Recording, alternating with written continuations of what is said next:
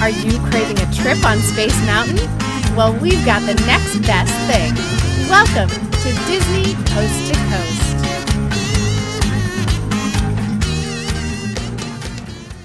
Hey folks, and welcome to Disney Coast to Coast, the ultimate unofficial Disney fan podcast. I'm Jeff DePaoli. And I'm Patrick Dougal. And Patrick Dougal. What is our first segment today? It's Frozen News of the Week. Ding! Yay! And guess what? We have Frozen News. Of course. And let's start off with like the simple little one. There are more Frozen dolls. Can you believe it? More merchandise. I have all of them. No, you don't. And I'll tell you why you don't. Because they're like $120 each. Yeah, these are really expensive dolls. These are expensive dolls. The girls stand 17 inches tall. So Anna and Elsa are 17 inches. And then, who is it? Kristoff is 18 inches tall. And yeah, so he's like an inch taller because he's a man. And that's how things are done. Sure. Yeah, I don't know. But they're $120 each. I read that and I was like, that's like one day in the park. I'm like, I would rather go to the park than have a Frozen doll. But yes, they're kind of interesting because the clothes that they're wearing are the clothes that they wear in the movie for like legit 10 seconds. That's because they've run out of Frozen merch ideas. Yeah. Like that's legitimately what's happening. They're like, oh, what else can we do? Oh, remember that part where they're like, their parents are leaving on the ship and they're in different outfits? Let's put them in those outfits. What's going to end up happening is they're going to sell like different versions of Olaf. You know, like how he falls apart. Mm-hmm. And they'll figure out every combination that there was in the movie.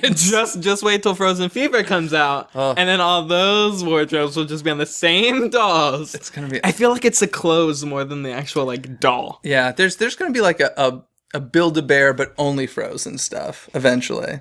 Frozen is taking over the world. They already have Frozen, like, accessories at Build-A-Bear. I know. Well, it's weird because they have, like, an Olaf Build-A-Bear that looks like Olaf, but then Anna and Elsa are actually bears that they dress in Anna Elsa clothing. Yeah. So, like, that's The best thing is at the Build-A-Bear, you can get the Olaf and then put an Elsa dress on him. Which is what you should do. Duh. Hello. That's what you do. Duh. So, yes, more Frozen merch. If you're looking for more, if your stores have sold out, although these are limited edition. Yeah, these are, like... Get them. So get them for $120 and then sell them for $240 on eBay. There you go. That's what you got to do. Anyhow, I didn't say that. No, the bigger... Don't resell Disney items. Don't. No, that's not a good thing. But the bigger news is we all know about Frozen going to Broadway. Yes. And there's been kind of like an announcement that expect it before 2017. Like... That's the plan. Fast tracking. It's not that fast. I mean, the film came out in 2013, which is insane to me. End of 2013. So by the time it gets to Broadway, it's like 4 years-ish, which is crazy, but awesome and exciting. Although, here's what's like really kind of exciting, at least for me. Did you read that like they specifically said Idina Menzel will not be part of the Broadway show? Did you read that? No. Okay. So, win. But more exciting than the obvious for me, anyway, is the fact that I like that they said she's not going to be part. They haven't canceled everyone else. Everybody else, maybe. Kristen Bell may be part of the Broadway show. Josh Gad may be part of it. Like, the fact that they specifically said her just leaves it open for so many other possibilities. Yeah. That's exciting. I love that. Yes, I love that. If they get any original cast member in that show, it's going to be sold out forever. It's going to have to go to the St. James Theater. Like, it's going to need the biggest house in New York. I feel like maybe in the Lincoln Center. Like, I feel like if anyone, it would be Jonathan Groff. I think there's a very good chance of Josh Gad doing it. Yeah. I mean, he's been doing a lot of movies lately, so... I think there's a very good chance of Josh Gad doing it. It all depends on the money, let's be honest. I'll play Olaf. Like, I'll do it. What the heck? So that's the Frozen News of the Week. It's pretty exciting stuff. I can't wait for it to go to Broadway. It's gonna be cool. That would be one I would fly, like, specifically to New York, like, opening week. Original cast, yeah. Like... It's going to be sold out forever. It's going to be crazy. It's going to be sold out forever. Wouldn't it be terrible if it flopped? Like, I don't think it's possible. Like, even if it was, like, terrible, people would still go see it. I think the advance sales would be so great that they, like, have at least a year to run on advance sales alone. Yeah. And then, if it really was terrible, you know. But I don't think, how you mess up. I just hope Marshmallow has a solo. How funny would that be? Great. Okay, anyway, moving on from there. Some big news happened last week in the Marvel Universe. Spider-Man is being welcomed back. Yes. So, okay, so you're obviously the bigger Marvel fan than me, but what does this mean to you? Like, it's okay, so there are a lot of properties that are technically under the Marvel name, but in terms of products and studios and movies, they're with another company. And obviously Sony had the rights to Spider-Man, even though it's under the Marvel name. Fox has the right to X-Men, even though it's under a Marvel name. Obviously, I think because of the whole scandal with Sony and whatnot, they had a deal they couldn't pass up with Disney and Marvel, and they let Spider-Man go, which is huge news for that community. Yeah. If you don't know what happened with Sony, just Google the word Sony, and it'll probably be the first thing that pops up. Yeah. I mean, I have a really hard time with this anytime somebody buys a company. So the one I always go back to is the Jim Henson Company. It sold the essential Muppets to Disney. So they have to cut Kermit out of all the old Jim Henson stuff, which is crazy to me. And for Spider-Man not to be part of the Marvel family is just as crazy to me. Like, even as a non-huge super fan, it still, like, offends me to a point. It's like, no, he's part of that family. That's where he belongs. And so, like, it's exciting news. Although so the next Spider-Man movie will be Marvel, but they're saying the one after that is going to be co-produced by Marvel and Sony. Okay. So a couple weeks ago, we talked about the whole Marvel press release they had where they released the dates of all the Marvel movies through like 2020 or something. And this totally throws a wrench into it because now they're making their own Spider-Man standalone film under the Marvel Disney name, which is taking the place of the Thor 3 release date. So everything behind that is getting pushed back. So this is big. Yeah. It's the only thing I'm really kind of annoyed about is the fact that Andrew Garfield will not be playing in the Disney Marvel version, which means this is the third Spider-Man reboot in the past, like, couple years. Do we have to go back to the origin story? Is that what's going to happen? Did you hear the rumors of who they're thinking? I just know I'm a Childish Gambino. I've heard Dylan O'Brien. Oh, no. I've heard rumors of Dylan O'Brien of Teen Wolf and Maze Runner fame, which I would be very okay with. Donald Glover. I've heard that as well. Donald Glover is the Donald Glover kind of the fan choice for this version. And it'd be a definitely different take. The fact that not only is it's completely different from the comic, but the race plays into it as well because he is African American. So it'd be unique to see. I just don't want another origin story. Yeah. Like, you know what? Can we just accept everybody knows how Spider-Man starts?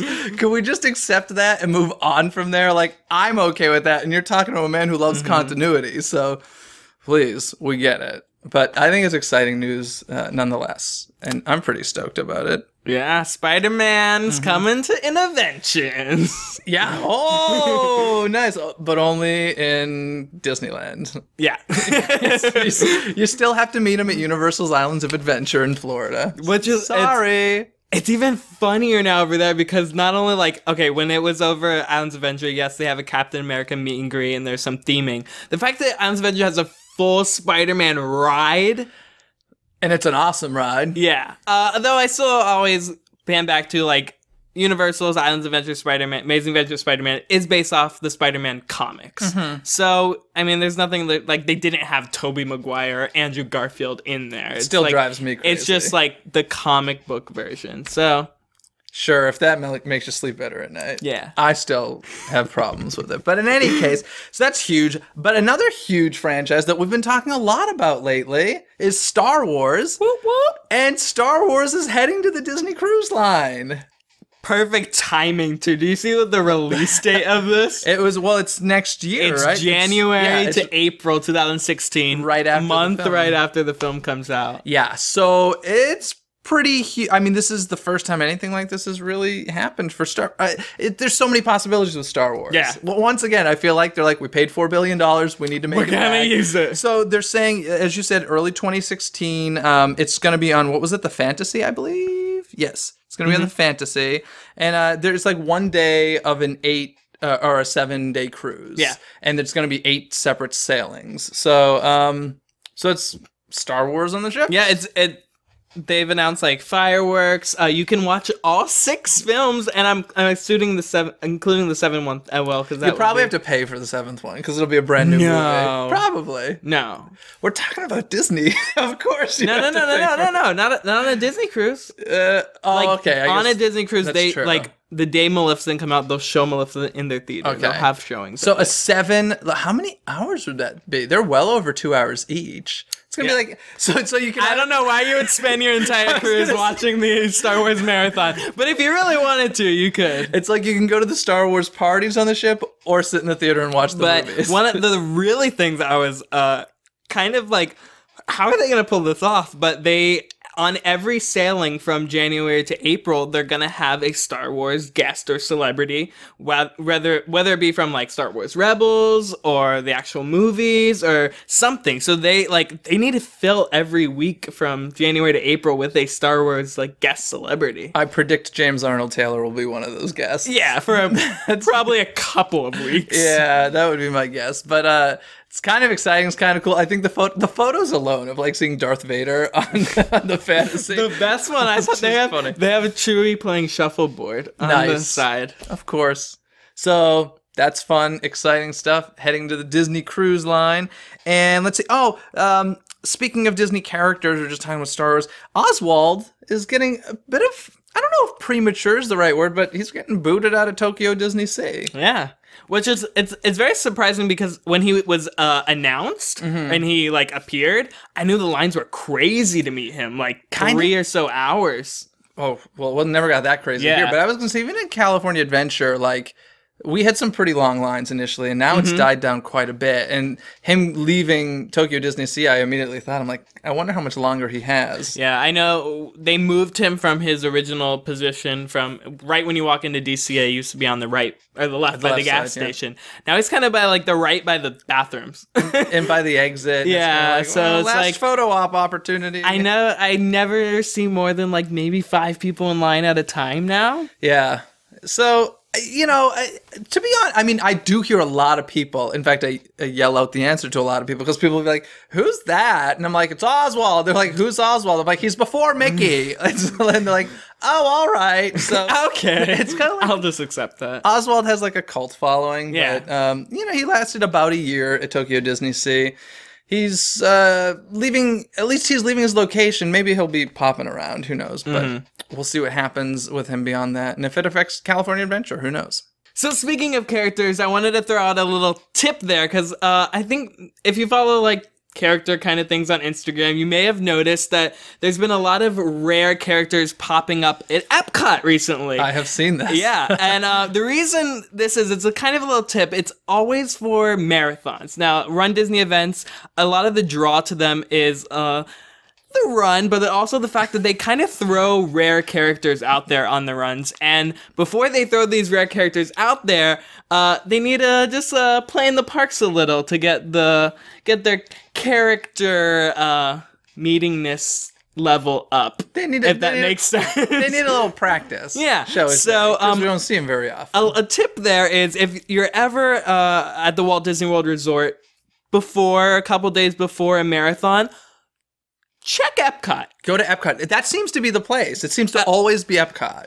Epcot is the character practice park. Okay. I shall say. I don't think we really have that here. Like, we didn't see, like, you know, Chewie walking around or anything. No, Epcot is always, like, especially before, like, new movies come out, like, before Tangled and Brave came out, like, months before.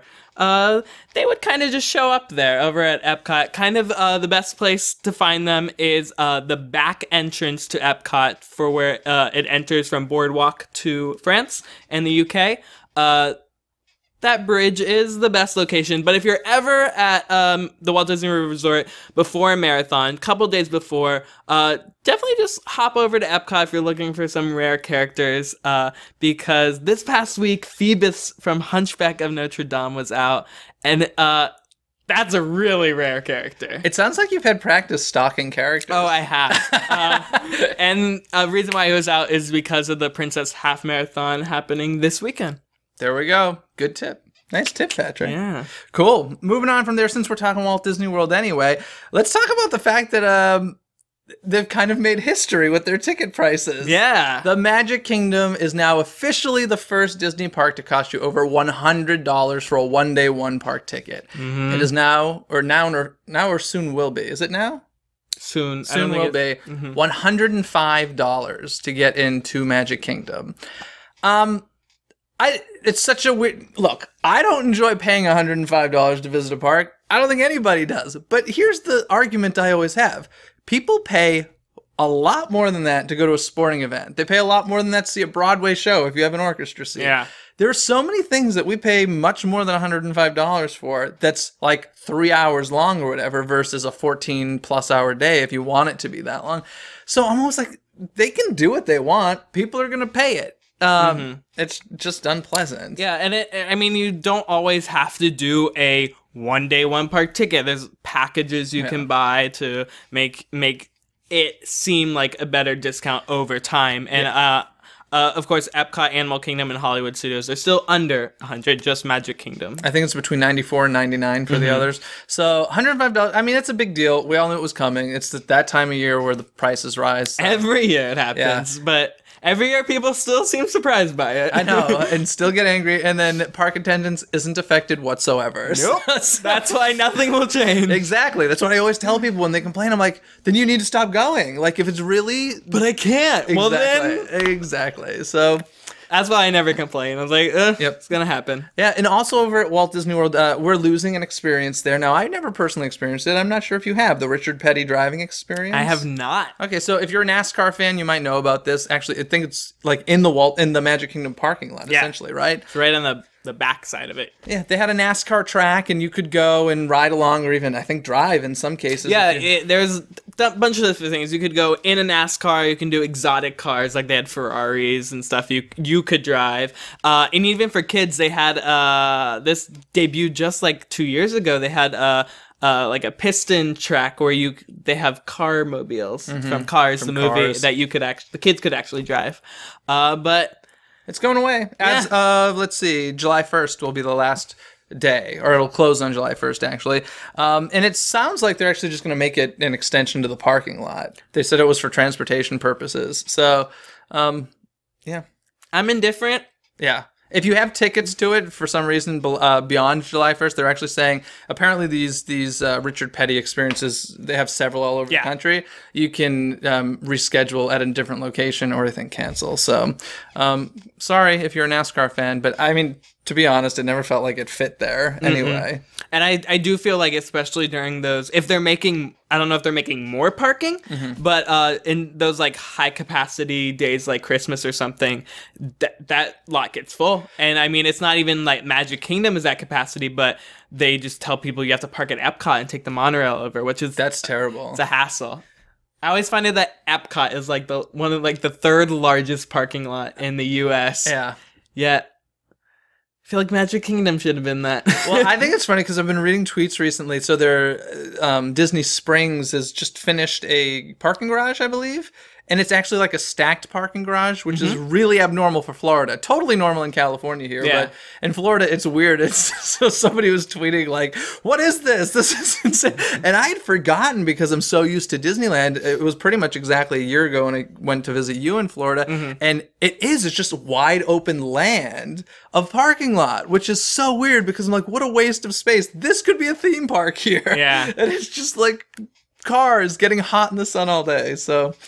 I think it's kind of fun. But in any case, yes. So NASCAR is going away. Sorry, NASCAR. In my opinion, I think I like the regular parking just because... Regular meaning what? Like normal flat parking. Okay. Not obviously it's space reasons, but Walt Disney World is a tourist destination, and some people just don't know how to navigate through parking garages. My whole thing is I don't want my car getting hot. If I leave in the middle of the day, I don't want that like 120-degree car. So I always, it's actually, I get angry if they put me on the roof at Disneyland. I'm like, I better be here. Like, I better be planning on staying here all night long because I am not coming back to a hot car. Seriously. Oh, terrible. Speaking of Disney Springs, I just want to throw this in here. They built a bridge, and it's open. Yeah, so when is it officially going to be called Disney Springs? It's not officially called that yet, right? It's back, like, there's sections that have, like, plaques done that say Disney Springs, and then there are sections that are still yet to be worked on. But this was actually, it's a nice bridge because the bridge extends from where, like, the Lego store is to kind of around where Rainforest Cafe is. Oh. So you used to have to walk all the way around that way, but now you can just cut through, and it's kind of a nice cut through. I am officially dubbing it, maybe somebody already else has, but I'm officially naming it, as of right now, Downtown Disney Springs. That's the name of the whole place. Until they finish. Okay. Until they finish. Downtown Disney Springs. Downtown Disney Springs. I like it. Okay, thanks. Appreciate that. You're welcome. Anywho, moving on from there, Cinderella has had a ton of news recently. Another new trailer, which is crazy. Like, this is like, the new thing is like basically telling the entire movie before it comes out. Yeah. Because we have seen so much footage from Cinderella. I'm waiting. I feel like it has to happen because it always has to happen with these live action. I'm waiting for the twist. And I think they're throwing all this out there to be like, look, it's like normal. Look, it's like normal. And then when we go see it, there will be a twist that like they haven't shown. You're going to find out that the prince is actually Gus the Mouse. Oh. That's the twist. Spoiler alert. I'm just throwing this out there. Let's hear it. I feel like Helena Bonham Carter, like the fairy godmother, is going to be like bad. Wouldn't that be so cool? It'd be interesting. I don't see how... I don't either, but I think that'd be cool. It'd be interesting. We just want to see her playing a villain. Yeah. Like, that's really what it comes down to. We're just typecasting her, that's all. So there's that, but also the big news that it's going to be in IMAX, which I don't think was really known. No. There's been a lot of movies have been, like, throwing... IMAX doesn't really, like, send out their set, like, schedule until, like, they're like, oh, we have an opening here. Let's convert it to IMAX. Okay. So there's been a lot of throw-ups and... Throw-ups? I don't know, throw-up in the air kind of movies. Obviously, it wasn't filmed in IMAX. Yeah. It's kind of like a post-conversion, but... I think they're saying it's like a new technique or something. The post-conversion's new and... Well, yeah, they definitely do. They definitely, like, re-sound mix it for IMAX theaters and all that whatnot. But it's still not 3D, folks, which I think is actually kind of nice. Yeah, I'm fine with that. Yeah, totally fine with that. So it's going to IMAX. So if you want to see it on a bigger screen, there you go. Mm-hmm. Speaking of movies, Pixar has kind of, well, this is a rumor, but we're talking Pixar Musical here. Yeah. There was an interview with Randy Newman, who has done tons of music for Pixar, including Toy Story and stuff. And he was talking about Lee Unkric's next film, which was, we've heard in the past, is Dia de los Muertos, Day of the Dead, related. Although we haven't heard any specifics if that's what Randy Newman was talking about. We're assuming it is, since we've heard about it in the past. But talking about singing characters, like a Pixar musical. And I'm not sure how I feel about this. Finding Nemo the musical. Well, that's what I was thinking, is they have definitely made musicals out of Pixar properties. Finding Nemo, as well as Toy Story on the cruise ships. And is that the only two? I think maybe. But, so it's been done with Pixar properties. Could be really interesting to have an original musical coming from Pixar. I know, and they were saying it could be this film. Yeah. But it could not be this film because they announced this back in 2013, I believe.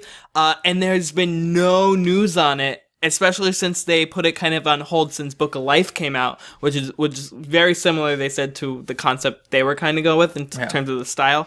So it's kind of up in the air, but it's very up in the air. But I thought it was worth noting that Pixar might be doing a musical. Thoughts?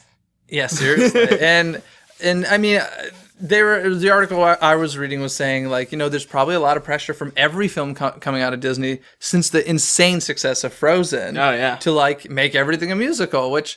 I mean, obviously that makes me happy, but I just think it's weird because Pixar, even though it's Disney, is still like its own little entity to me. And if they were going to make any of them a musical, I feel like Brave should have been, because it was a princess story, and maybe I would have liked it a little more if it were a musical. But in any case, Pixar might be making a musical. Yay!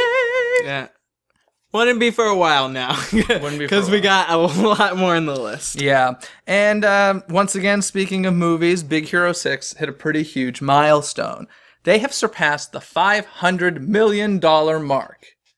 Nice. That's a lot of money. It's officially opened everywhere. Okay. Soon coming out on Blu-ray here. $500 million.